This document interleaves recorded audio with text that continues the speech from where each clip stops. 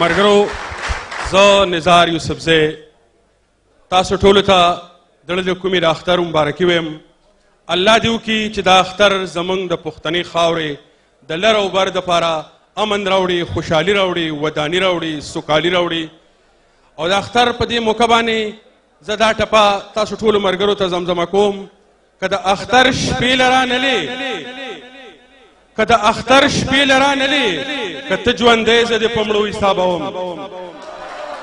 ملګرو اوس چې زه کوم فنکار راغواړم د هغه په حواله به زه دا ووایم چې ما ډېر سوچ وکړو چې داسې څه ټکي، داسې څه لفظونه د هغه لپاره ووایم. زه د خپل ذهن په دشتو ډېر وګرځېدم، خو داسې ټکي، داسې لفظونه مې راټول نه شو کړی چې د هغه د فن، د هغه د سړیتوب حق پیدا کړم. هغه یوازې فنکار نه دی، اداکار دی، هدایتکار دی، ډایرکټر دی.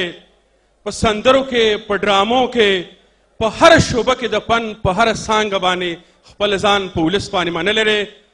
زما مطلب د مسعود اختر نه دی. مسعود اختر د شمشاد ټلویزیون د دوبۍ څانګې کریټر ډایرکټر دی چې څومره ښه فنکار دی، دومره ښه انسان دی. ډېر په مینه، ډېر په عزت او ډېر په احترام باندې زه د فضل یوسف خان عابد صاحب په دې شعرونه راغواړم چې هر ناز به دې وړمه د زړه خان مې درته ووې، هر ناز به دې وړمه د زړه خان مې درته ووې، اوس کوږ د خیاله ګرځه چې جانان مې درته ووې.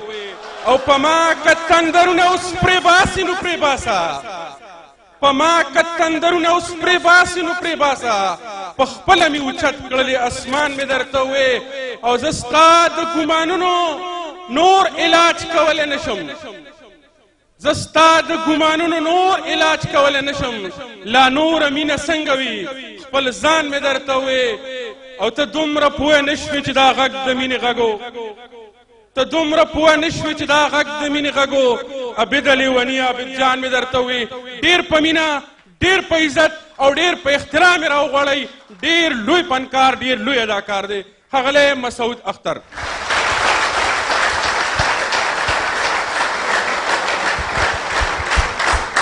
ډېره مننه نزار صاحب، دومره الفاظ دی وویل زما دپاره چې اوس پته نه چې پرفارمنس به څنګه کوم. زما ګډ شانتې سندرې دي را سره. یو سندره ما ویلې وه او د هغې چې کوم موسیقي ده نو زموږ چې کوم ثقافتي موسیقي ده چې تاسو ورته دوپړې باجې وایې، هغې سره مې ویلې ده. هیله لرم چې ستاسو به خوښېږي.